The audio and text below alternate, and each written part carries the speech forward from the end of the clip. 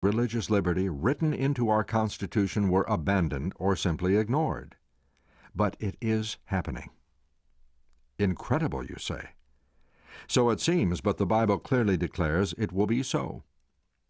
Continuing the prophecy concerning the United States, we read, "And he doeth great wonders, so that he makes fire come down from heaven on the earth in the sight of men, and deceives them that dwell on the earth by the means of those miracles which he had power to do in the sight of the beast, saying to them that dwell on the earth, that they should make an image to the beast, which had the wound by a sword, and did live."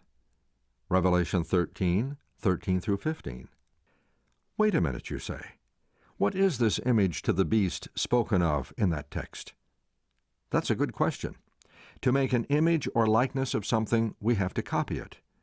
In other words, for our government to copy the aims and policies of papal Rome, it would have to tear down the wall of separation between church and state. Religious power would have to so control our government that she would make and enforce religious laws. For the Bible says, "He causes the earth and them which dwell therein to worship the first beast, whose deadly wound was healed." Revelation 13:12. This prophecy clearly indicates that the authority of this nation will be used in enforcing some religious observance, which shall be an act of homage to the papacy. Well, you ask, how would that ever be possible for the whole world to worship or pay homage to the papacy? Let's let the Bible and papal pronouncements answer that question. God gives a fearful warning in Revelation 14:9 and 10. "If any man worship the beast and his image, and receive his mark on his forehead or in his hand, the same shall drink of the wine of the wrath of God, which is poured out without mixture into the cup of his indignation." God also gave a message of hope to those who are faithful to him. Here is the patience of the saints. Here are they that keep the commandments of God and the faith of Jesus. Revelation 14:12. Since those who keep God's commandments are contrasted with those who worship the beast, it follows that the keeping of God's law on the one hand and its violation on the other will make the distinction between the worshipers of God and the worshipers of the beast. Speaking about the same power, the beast power, Paul states, "Who opposes and exalts himself above all that is called God, or that is worshipped, so that he as God sits in the temple of God, showing himself that he is God." Certainly, by changing the law of God, the papacy would be exalting itself above God. Has it attempted to do this? It freely admits it. The Catholic Encyclopedia, verse 4, page 153, has this to say: "The Church, after changing the day of rest from the Jewish Sabbath or seventh day of the week to the first, made the third commandment refer to Sunday as the day to be kept holy as the Lord's day." This claim isn't something new. The Catholic record over 70 years ago carried this interesting statement: "Sunday is our mark of authority. The Church is above the Bible, and this transference of Sabbath observance is proof of that fact." Catholic Record, September 1st, 1923. Here we find that the papacy claims that its mark of authority in religious matters is its ability to change the law of God, instituting Sunday as a day of worship in direct violation of God's command to keep the seventh day as a holy day. Just as keeping of Sabbath is a sign of our worship and allegiance to God, observance of Sunday is a sign of giving homage or worship to the papacy. Notice their claim. The observance of Sunday by the Protestants is an homage they pay in spite of themselves to the authority of the Catholic Church. Plain Talk About the Protestantism of Today, page 213. Listen to this statement from the St. Catherine Catholic Church Sentinel, May 21, 1995. It said, "Perhaps the boldest thing, the most revolutionary change that the Church ever did happened in the first century. The holy day, the Sabbath, was changed from Saturday to Sunday, not from any directions noted in the Scriptures, but from the Church's sense of its own power. People who think that the Scriptures should be the sole authority should logically become Seventh-day Adventists and keep the Saturday holy. If, according to the symbols of Bible prophecy, the United States is to exercise all the power of papal Rome and cause the people of the world to worship the papacy and make an image to the beast, it need only exalt or legislate the observance of Sunday as a day of worship and cause the rest of the world to accept it. It will happen. Bible prophecy makes it clear. Speaking of the beast or papal Rome, the Bible states, "And all that dwell upon the earth shall worship him, whose names are not written in the book of life." Revelation 13:8. The worship of the beast, or keeping the day it claims as its mark, will not always be a matter of voluntary choice. Religious legislation will be enacted that will compel people by threats of boycott and finally the penalty of death to worship the beast. And he had power to give life unto the image of the beast, that the image of the beast should both speak and cause that as many as would not worship the image of the beast should be killed. And he causes all, both small and great, rich and poor, free and bond, to receive a mark in their right hand, or in their forehead, and that no man might buy or sell, save he that had the mark, or the name of the beast, or the number of his name. Revelation 13:15-17. The time is not far distant when everyone will be required to keep holy the first day of the week instead of the day commanded by God. Religious pressure is even now being exerted upon our politicians.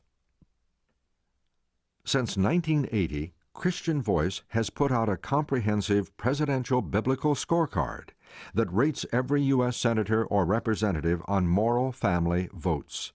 May-June Liberty, 1980. It designates which legislator votes correctly according to the Bible.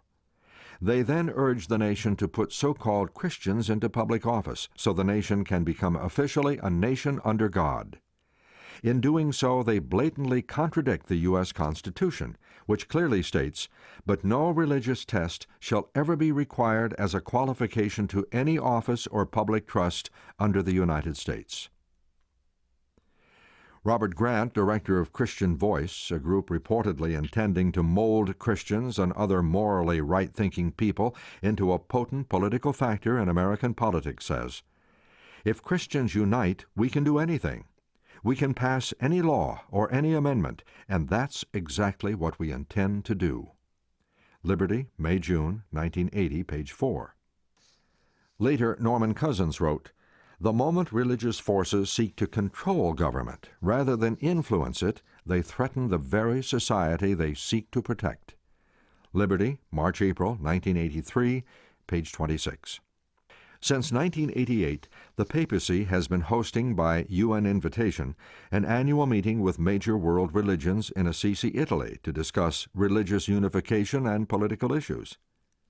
The UN sees the Vatican as holding the leadership key to religious tolerance and unity to help bring world peace. Current Issues, page 1. The prophet John said that the whole world would wonder after the beast. Surely the deadly wound has been healed. Even the scar is disappearing. The rift between the Protestants and Catholics is shrinking. Hatchets are being buried at such a pace that many theologians say that unity is on its way to reality. By 1977, John Stott, advisor to the World Council of Churches, said, "The visible unity of all professing Christians should be our goal, and the evangelicals should join others in the Church of England in working toward full communion with the Catholic Church." Michael Semelin, All Roads Lead to Rome. It is interesting to notice that one religious writer, E.G. White, commenting on these prophecies over 100 years ago, confidently stated, "The Protestants of the United States will be foremost in stretching their hands across the gulf to grasp the hand of spiritualism. They will reach over the abyss to clasp hands with the Roman power, and under the influence of this threefold union, this country will follow in the steps of Rome in trampling on the rights of conscience." The Great Controversy, page 588. Even the United States government has been willing to court the interests and favors of the Vatican. Remember that on January 10, 1984, while seemingly circumventing the democratic process, the White House and the Holy See both announced that they had established diplomatic relations. William A. Wilson, who had been serving as the President's personal envoy to the Holy See at the Vatican, had been nominated by the White House as the United States ambassador to the Holy See. How can this action harmonize with a U.S. Supreme Court decision that stated that neither a state nor the federal government can pass laws which aid one religion, aid all religions, or prefer one religion over another? Everson v. Board of Education, 1947. This radical change in a long-standing national policy was accomplished almost without a whimper of dissent in either house. How was it that the First Amendment to the United States Constitution was apparently ignored, and the violation of the American principle of equality of all religions aroused no debate in either house? Not one religious denomination supported the legislation. Opposition was formidable from conservative and religious groups, but this massive opposition was ignored by the administration and the media. Are you beginning to see how easily our personal freedoms could disappear overnight?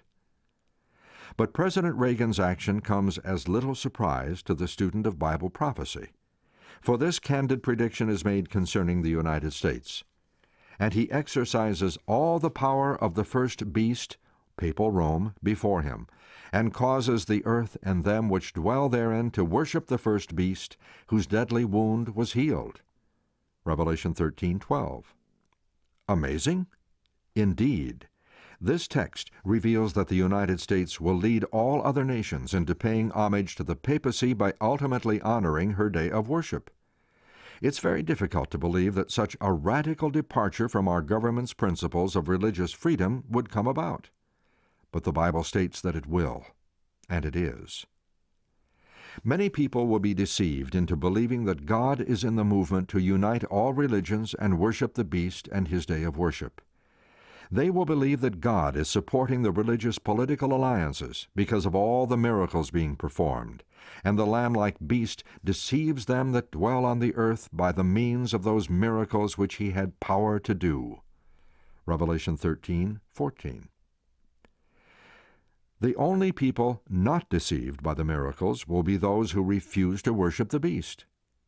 Their names are written in the book of life, but they will be threatened and finally placed under a death decree, for as many as would not worship the image of the beast should be killed. Revelation 13:15. And that decree will be made by the lamb-like beast, speaking as a dragon. As one writer says, when the leading churches of the United States, uniting upon such points of doctrine as are held by them in common, shall influence the state to enforce their decrees and to sustain their institutions, then Protestant America will have formed an image to the Roman hierarchy, and the infliction of civil penalties upon dissenters will inevitably result. The Great Controversy, page 445. Here we see the issue to which the whole world is being brought. According to Bible prophecy, the United States will be the primary moving force, the agent for enacting legislation to cause everyone to worship the beast. The world will unite in a crusade against those who refuse to comply with their repressive religious regulations. Civil penalties will be enforced, and finally those refusing to worship the beast will be declared deserving of death. But God's warning is clear. If any man worship the beast and his image, and receives his mark in his forehead, or